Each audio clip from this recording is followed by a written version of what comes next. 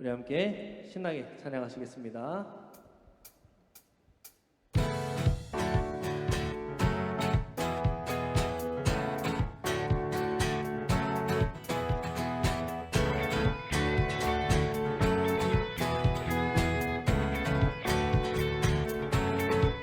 높이세 여기 계신 주 우리 찬양을 하고 오셔서 다스리소서 우리 찬양 가운데 주님의 뜻하심 난 느낄 수 있네. 찬양 중에 주님 역사하시네. 우리 맘 열어 모두 소리 높여서 더 크게 주 찬양해. 누구보다 더 소리 높여 외치세. 주 이름을 높이세.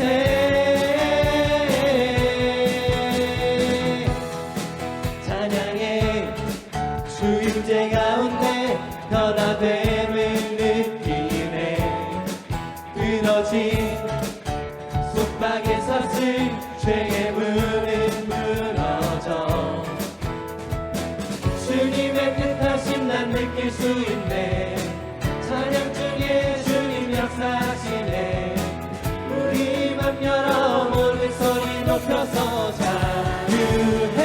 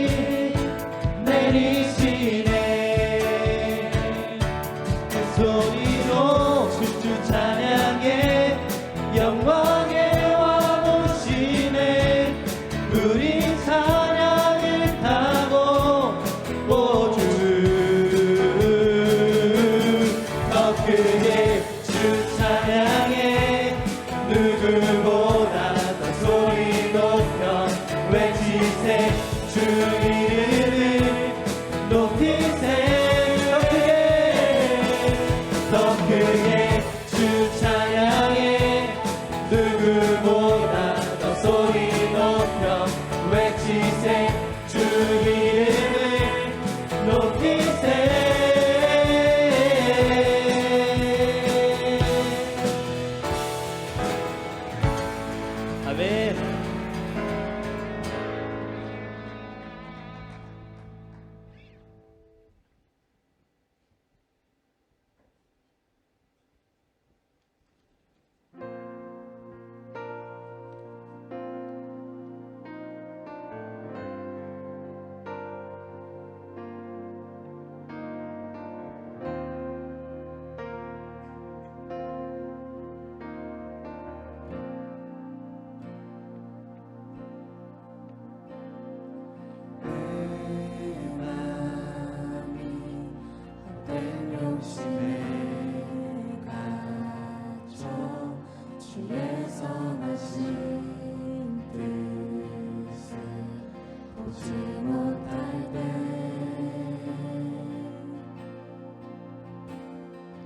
내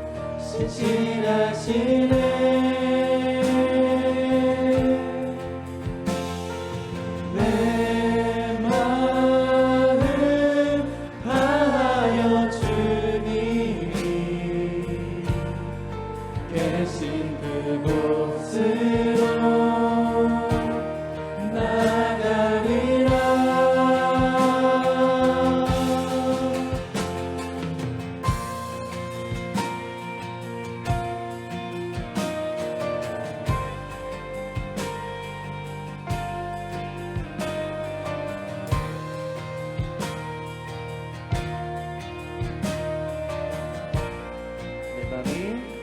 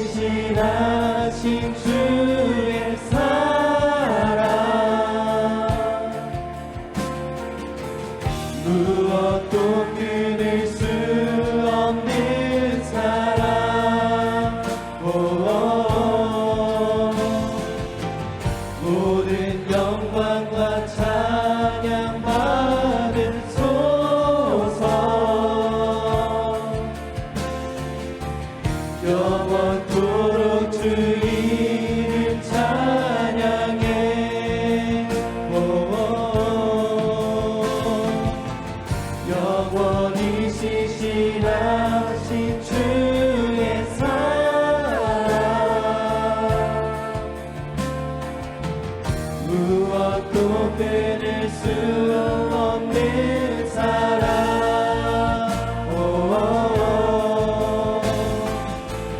모든 영광과 찬양 받으소서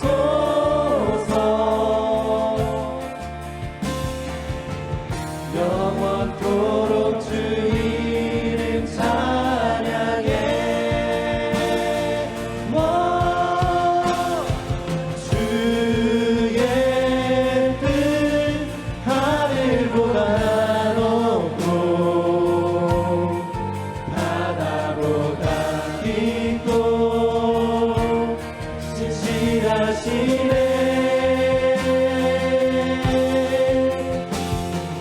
내 마음 다하여 주님이 계신 그곳으로 다시 한번 고백합니다. 주의 뜻 나가리라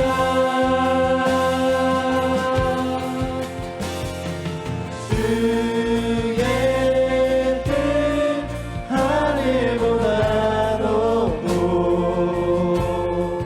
바다보다 깊고 신실하시네 내 마음 다하여 주님이 계신 그곳으로 나가리라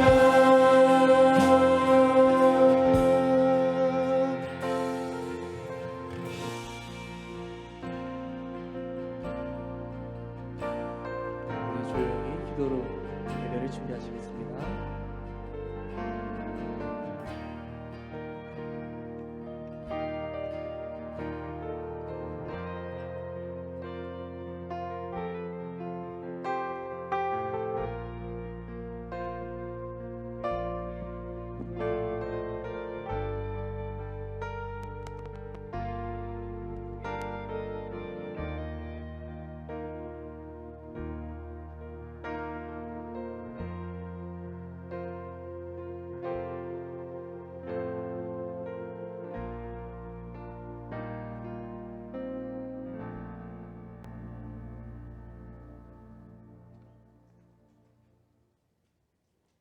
아멘. 광고 드리겠습니다. 오후 프라임워십에 오신 우리 성도님들과 청년들 다시 한번 사랑하고 축복합니다.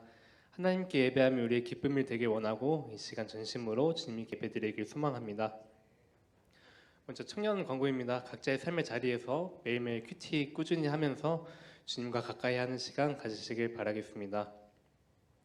그리고 오늘 오후 예배 전에 청년부 총회 시간을 가졌습니다. 총회를 통해 우리 손명원 청년이 내년도 청년부 회장으로 선출되었습니다. 우리 청년부의 중심으로서 잘 세워질 수 있도록 우리 성도님들과 청년들 많은 기도로 응원해 주시면 감사드리겠습니다. 그리고 돌아오는 주에 수능 시험이 있습니다. 우리 시험 보는 청년들과 학생들을 위해 기도 부탁드리겠습니다. 그리고 청년부 겨울 수련회가 1월 22일부터 24일 목금토 이렇게 준비되어 있습니다. 우리 날짜 미리미리 조정해 주시고 또 많은 기도로 준비 부탁해 주시면 감사하겠습니다. 다음 주부터 성탄 전야제 준비하는데 우리 청년들 많은 협조 부탁드리고 오늘 김성현 전도사님 말씀 전하실 때 이제 많은 시간 되시길 바라겠습니다.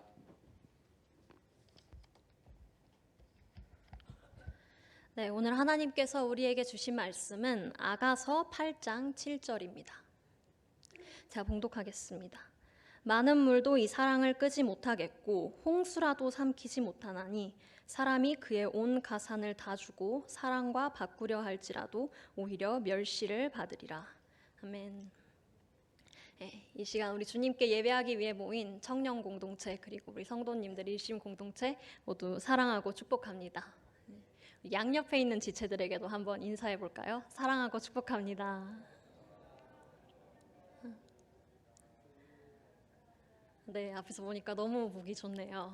우리 인사처럼 기독교를 한 단어로 말한다면 사랑이라는 단어가 아닐까 싶습니다. 우리가 하나님은 사랑이시다 하는 말씀을 되게 많이 들어오죠. 저도 모태신앙으로서 기억도 안 나는 어린 시절부터 하나님은 사랑이시라 하는 말씀을 들어왔던 것 같습니다. 그런데 그 하나님은 사랑이시다라는 말씀에 대해서 깊이 고민하게 된 것은 한 3년 전쯤 제가 대학교 2학년 때였습니다. 생각해보면 저는 살아오면서 하나님의 사랑을 의심한 적이 단 한 번도 없었어요. 당연히 하나님께서 사람이 되셔서 십자가에서 돌아가실 정도면, 나를 위해서 목숨을 바치실 정도면 당연히 나를 사랑하시겠지라고 생각을 했고, 또 살면서 하나님의 사랑을 느껴보는 그런 경험이 없었냐 하면 그것도 아니었습니다. 그런데 그때 저한테 문제가 됐던 건 언제부터인가 그 사랑이 마음으로 느껴지지 않는다는 점이었어요. 마음 한구석이 뻥 뚫린 것처럼 공허함이 문득 느껴지는 거예요.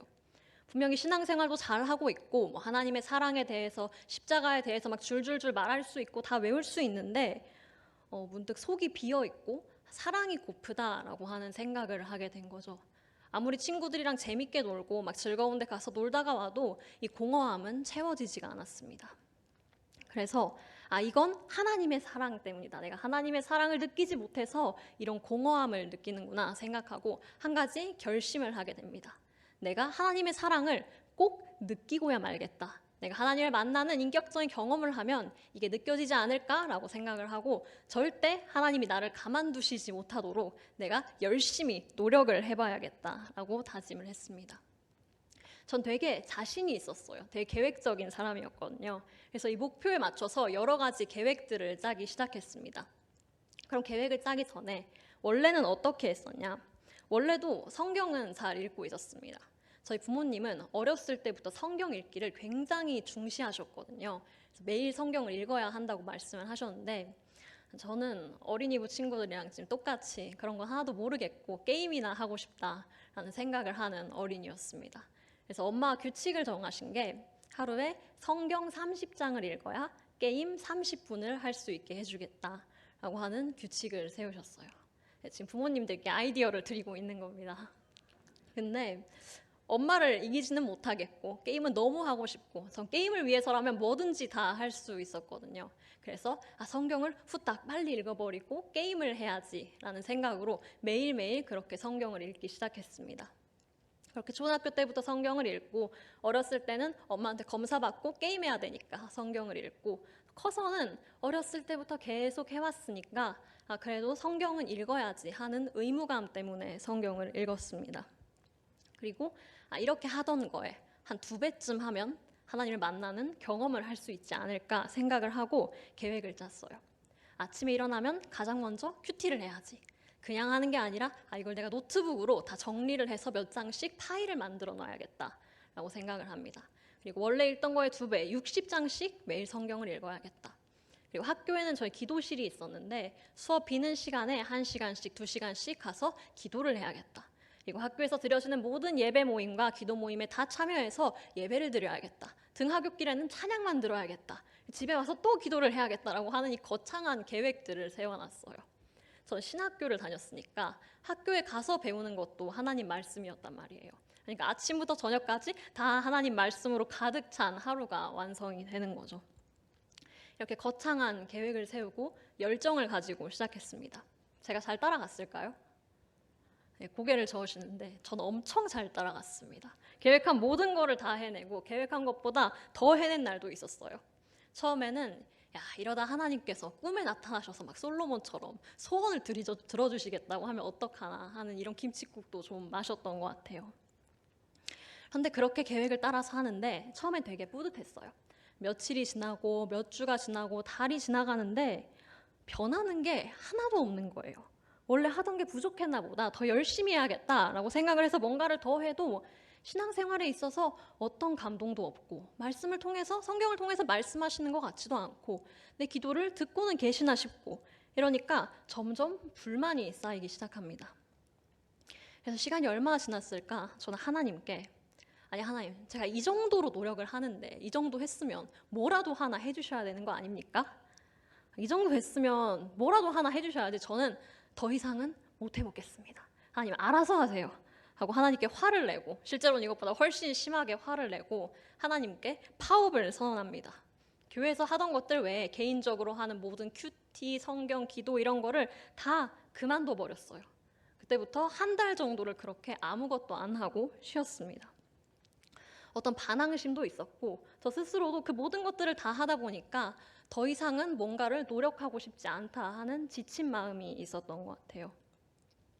근데 그렇게 아무것도 안 하는데 이게 맨날 하던 거를 안 하니까 처음엔 되게 홀가분했는데 갈수록 근질근질 거리는 거예요. 뭔가 성경을 한번 읽어보고 싶고 하는 마음이 들어서 그때 펼쳐본 성경이 아가서였습니다. 어떤 목적성이 있어서가 아니라 뭔가 해야 해서가 아니라 자발적으로 제가 읽고 싶어서 읽어본 성경은 그때가 처음이었던 것 같아요. 되게 단순하게 사랑하면 아가니까 아가를 한번 읽어봐야겠다라고 시작했는데 그때 방에서 아가서를 읽으면서 혼자 펑펑 울었던 기억이 납니다. 정말 수없이 봤던 말씀인데 그 말씀이 새롭게 보이면서 하나님께서 나를 사랑하고 계셨구나. 나를 계속 사랑하고 계셨는데 그 사랑을 막은 사람이 바로 나구나 하는 생각이 드는 거예요. 그래서 언젠가부터 마음속에 스스로 다 선을 긋고 있었더라고요.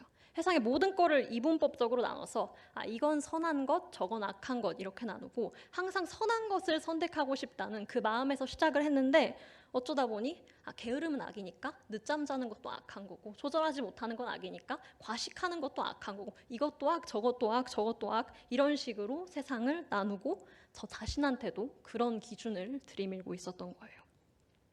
그래서 하루를 지나고 하루를 돌아보면서 그 기준에 따라서 그 기준에 맞춰서 살면 나는 사랑받을 자격이 있는 참된 신앙인이고 어긋나는 게 있으면 나는 게으르고 악한 종처럼 하루를 살았구나 하고 있었던 거예요. 그렇게 하다 보니까 신앙의 기쁨은 점점 잊어버리고 모든 게 해야 할 일들, 체크리스트들이 되고 스스로한테 제가 율법을 만들어버리게 된 거죠. 그리고 이 모든 거를 다 지켰는데 대가가 없으니까 화가 나는 거예요. 무슨 포인트 채워서 경품이라도 받으려는 것처럼 나는 신앙생활이라는 일을 열심히 했는데 나의 고용주이신 하나님이 월급을 주지 않으니 나는 파업을 하겠다 하는 마음가짐이었던 거죠. 그걸 깨닫는데 스스로가 너무 부끄럽고 너무 슬펐습니다. 내가 나한테 바리새인처럼 굴고 있었구나. 하나님께서 선하다고 하신 걸 나는 악하다고 하고 있었고 내가 내 공로로 사랑을 얻어내야 한다고 착각하고 있었구나. 하나님께서 나를 자녀로 삼으셨는데 나는 나를 종으로 만들어 버렸구나 하는 생각이 들었습니다.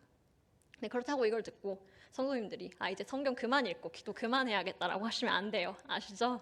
네. 저도 어릴 때 되게 의무감으로 시작했던 그 성경이 지금의 저를 만들었고 거기에 대해서 되게 감사하고 소중하게 생각하는데 다만 신앙인으로서 해야 하는 것들에 있어서 우리가 순서를 항상 잊지 않았으면 좋겠습니다. 내가 무언가를 해서 내가 교사를 해서 직분을 해서 봉사를 맡아서가 아니라 그 전에 내 죄를 넘어서 하나님께서 나를 먼저 사랑하셨다는 걸 늘 기억하시기를 소망합니다. 이렇게 율법주의에 빠졌던 저를 구해준 책이 아가서인데요. 사실 그전엔 아가서에 크게 관심이 없었습니다. 아가서를 아무데나 딱 펼쳐보면 아시겠지만 되게 성경스럽지 않은 책이에요. 되게 특이한 책입니다. 죄, 회개, 구원, 율법 이런 말들은 하나도 안 나오고 성경에서는 도통 찾기 힘든 연애 이야기로 가득한 책이 아가서입니다. 사랑 노래로가 담겨 있죠. 그래서 역사적으로도 대체 이게 왜 성경이냐 하는 말들도 많았는데 또 아이러니한 건 이 아가서를 두고 성경 중에 성경이고 가장 거룩하고 아름다운 책이라는 평가가 함께 있다는 것입니다. 그건 이게 단순한 인간 남녀의 사랑을 이야기하는 책이기도 하지만 그걸 넘어서 하나님과 그 백성, 교회의 사랑 이야기로 읽히기 때문인데요. 아가서의 독특한 면은 워낙 많지만 그 중에서 눈에 띄는 거는 아가서의 배경이 예루살렘 성전을 떠올리게 한다는 점입니다. 아가서 곳곳에서 출애굽기, 레위 그리고 에스겔에 나오는 성전의 이미지들을 발견할 수가 있어요.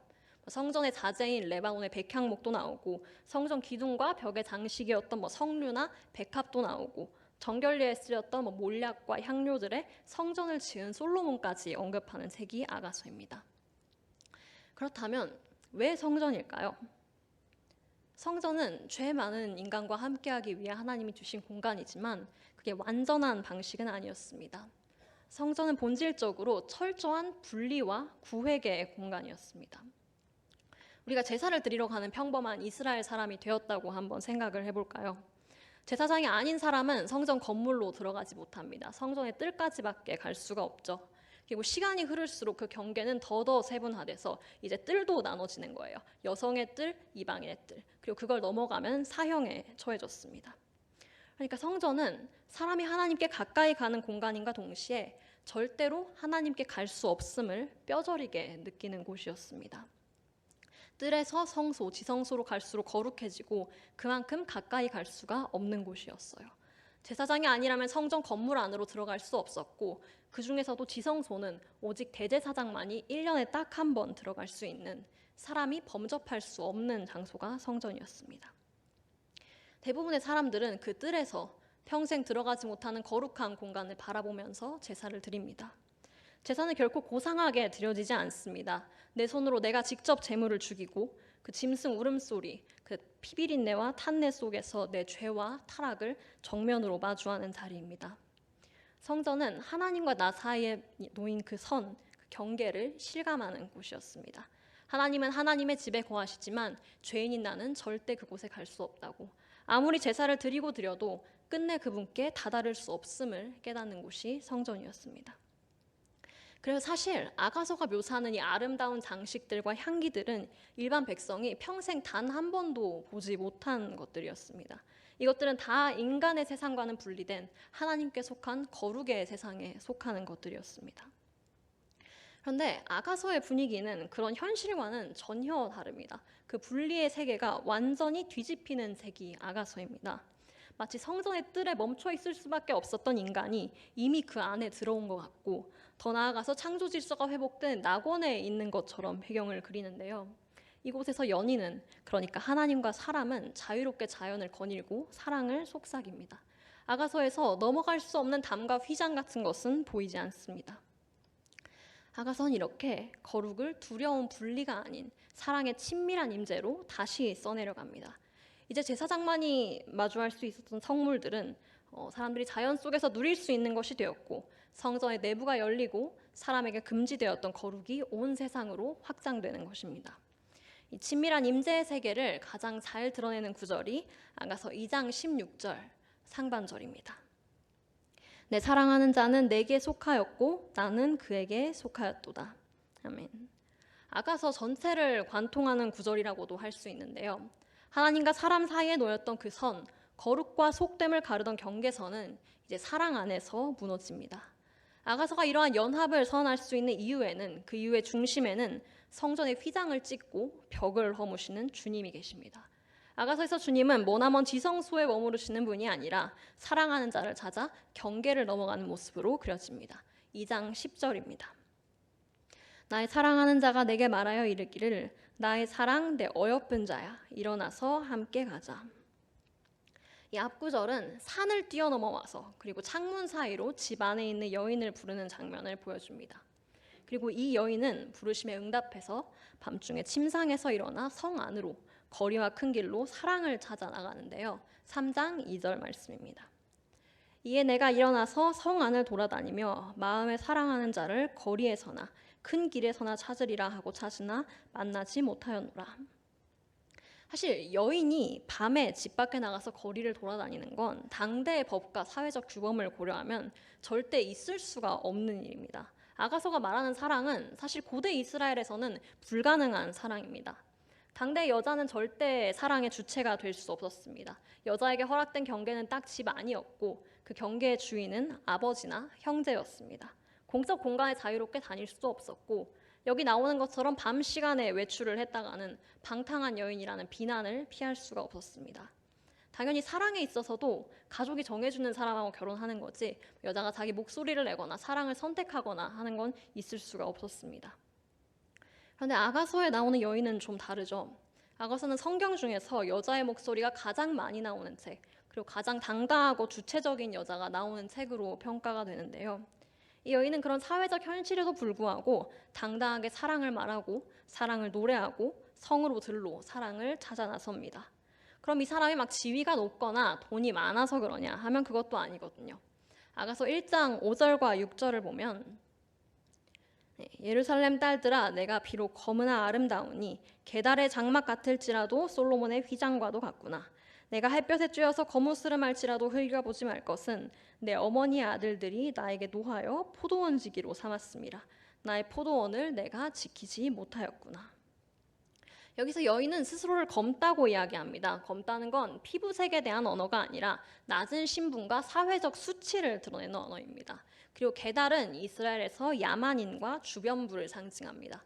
게달의 장막이라고 하는 것은 거칠고 초라한 삶을 뜻하고 햇볕에 그을린 피부는 노동과 억압의 흔적입니다. 여인은 가족에게 통제받고 남의 포도원을 지키느라 정작 자기 포도원, 자기 삶은 돌보지 못했습니다. 아가서의 여인은 철저한 약자고 세상으로부터 상처받은 여인입니다. 사람들이 좋아할 만한 잘난 구석이 없는 사람이에요. 그래서 사실 여인이 처해 있는 이런 상황을 볼 때 아가서는 마냥 아름답기만 한 사랑 이야기를 아닌 것이죠. 5장 7절은 이런 상황을 고스란히 드러내고 있습니다. 성 안을 순찰하는 자들이 나를 만나매 나를 쳐서 상하게 하였고 성벽을 파수하는 자들이 나의 겉옷을 벗겨 가졌도다. 여기서 성을 순찰하는 파수꾼들은 이 여인을 때려서 부상을 입히고 옷을 빼앗아 갑니다. 여인의 가족들은 분노로 여인을 강제하고 또 여인의 친구들은 네가 사랑하는 사람이 다른 사람들보다 나을 게 뭐냐며 비아냥댑니다. 아가서는 아름다운 표현들로 가득한 책이지만 그 속에서도 이 모든 위기와 억압을 숨기지 않습니다. 아가서의 여인은 어떤 차별이 없는 유토피아, 동화 속 세상이 아니라 시대의 차가운 현실을 그대로 살아갑니다. 그런데 이상하게 이 여인은 전혀 위축되지 않습니다. 1장 5절 6절을 다시 보면 여인은 자신이 검다는 걸 인정하면서도 스스로를 아름답다고 말합니다. 게달의 장막처럼 내가 거칠고 천해 보여도 고귀하고 화려한 솔로몬의 휘장과 같다고 선언합니다. 파수꾼들이 아무리 폭력을 휘두르고 가족들이 막아서고 친구들이 조롱해도 이 여인은 다시 용기를 내서 사랑을 찾아 나서고 사랑을 노래하기를 멈추지 않습니다. 무엇이 불가능한 사랑을 가능하게 했을까요? 무엇이 이 여인을 이렇게 담대하게 하고 억압의 현실을 사랑의 낙원으로 바꿨을까요? 아가서 4장 7절 다 함께 읽겠습니다. 나의 사랑, 너는 어여쁘고 아무 흠이 없구나. 답은 하나님의 음성에 있습니다. 여인은 세상이 아닌 하나님의 시선으로 자신을 바라봤습니다. 검은 아름답다는 말은 단순히 외모의 고백이 아닙니다. 그 담대한 서원의 근거에는 너는 어여쁘고 아무 흠이 없다는 주님의 음성이 있었습니다. 세상의 기준으로 보면 이 여인은 스펙도 떨어지고 외모도 떨어지고 그다지 귀하지도 않은 별 볼일 없는 사람입니다. 이 여인도 그걸 모르지 않습니다. 그럼에도 불구하고 세상이 붙인 이름이 아닌 하나님이 붙여주신 이름으로 자신을 부르고 있는 것입니다. 그래서 이 세상의 평가는 여인에게 어떤 영향도 미치지 못합니다. 차가운 세상이지만 여인은 그 세상을 낙원처럼 살아갑니다. 먼저 경계를 넘어서 나를 부르시고 어여쁘다 말씀하시는 주님의 사랑을 경험한 사람은 이제 세상의 경계에 묶이지 않습니다. 여인은 사람이 세운 모든 기준과 평가에서 벗어나 하나님의 사랑의 법으로 자유롭게 살아갑니다. 여전히 현실은 바뀌지 않았지만 시련과 역경으로 가득하지만 여인은 하나님 안에서 회복된 세상을 살아갑니다. 그래서 더 이상 두려움에 떠는 약자가 아니라 하나님의 사랑을 품는 존재가 된 것입니다. 이 사랑은 단순한 감정이 아닙니다. 그래서 아가서 8장 6절 7절은 이렇게 이야기합니다. 너는 나를 도장같이 마음에 품고 도장같이 팔에 두라. 사랑은 죽음같이 강하고 질투는 수올같이 잔인하며 불길같이 일어나니 그 기세가 여호와의 불과 같으니라. 많은 물도 이 사랑을 끄지 못하겠고 홍수라도 삼키지 못하나니 사람이 그의 온 가산을 다 주고 사랑과 바꾸려 할지라도 오히려 멸시를 받으리라. 이 사랑은 죽음보다 강하고 많은 물로도 끌 수 없는 불길입니다. 세상의 권세도 인간의 죄도 시간의 흐름도 이 하나님의 사랑을 꺼뜨릴 수 없습니다. 무엇으로도 사고팔 수 없는 오직 주님의 은혜로 주어지는 사랑입니다. 그리고 그 사랑을 완전히 드러내신 분이 예수 그리스도십니다. 아가서는 하나님과 사람을 가르는 경계를 깨고 사랑하시는 주님을 보여줍니다. 그 말씀대로 예수 그리스도는 넘을 수 없는 벽을 넘어 가장 낮은 곳 우리의 곁으로 오셨습니다. 아가서가 말하는 사랑은 예수 그리스도의 십자가 위에서 가장 뜨겁게 타오릅니다. 십자가는 성전의 휘장을 찢었고 이제 사도 바울은 우리에게 말합니다. 함께 고린도전서 3장 16절 말씀 읽겠습니다. 너희는 너희가 하나님의 성전인 것과 하나님의 성령이 너희 안에 계시는 것을 알지 못하느냐. 아멘. 이제 성전은 백향목과 돌로 지은 건물이 아닙니다. 사람들이 들어갈 수 없었던 그 하나님의 집, 거룩한 성소가 우리 안에 세워졌습니다. 아가서의 여인이 누리는 사랑이 이미 우리에게 있습니다. 우리가 곧 하나님의 성전이고 우리의 삶이 하나님이 거하시는 자리입니다. 이 시간 우리가 아직 교회에 들어오기 전에 하나님을 모르고 죄 안에 있던 그때에도 우리를 향해서 사랑이라 부르시고 우리가 아직 검었을 때에도 어여쁘다 말씀하신 주님의 음성을 기억하기를 원합니다. 어떤 잘난 행동이나 선한 구석으로 내 자격을 증명하는 것이 아니라 이미 먼저 사랑한다 말씀하시는 그 은혜를 마음 깊이 누리시는 우리 성도님들 되기를 바랍니다. 그 사랑이 우리의 마음에 차고 넘치기를 소망합니다. 그리고 주님은 말씀하십니다. 그 사랑을 이웃에게 흘려보내라고. 절대 네 안에만 가두고 너 혼자서만 누리라고 하지 않으십니다. 내가 너희를 사랑한 것 같이 너희도 서로 사랑하라고 말씀하시고 우리가 서로 사랑할 때 그 사랑이 우리 안에 온전히 이루어진다고 말씀하십니다. 경계를 넘어서 우리에게 온 사랑은 또다시 경계를 넘어서 다른 이들에게로 흘러가야만 합니다. 나에게 주어진 사랑은 나만을 향한 것이 아니라 나의 이웃을 향한 또 다른 부르심이기도 합니다. 그래서 혹시 여러분들에게 나 자신 혹은 나의 이웃을 사랑하는데 어떤 경계가 되고 거리낌이 되는 것이 있다면 그것이 무엇이든지 경계를 넘으신 주님의 사랑을 힘입어 뛰어넘어 사랑하시기를 축복합니다. 또 특별히 이번 전도축제가 그 사랑을 아직 모르는 이웃에게 하나님의 크고 놀라운 사랑을 전하는 시간이 되시기를 바랍니다.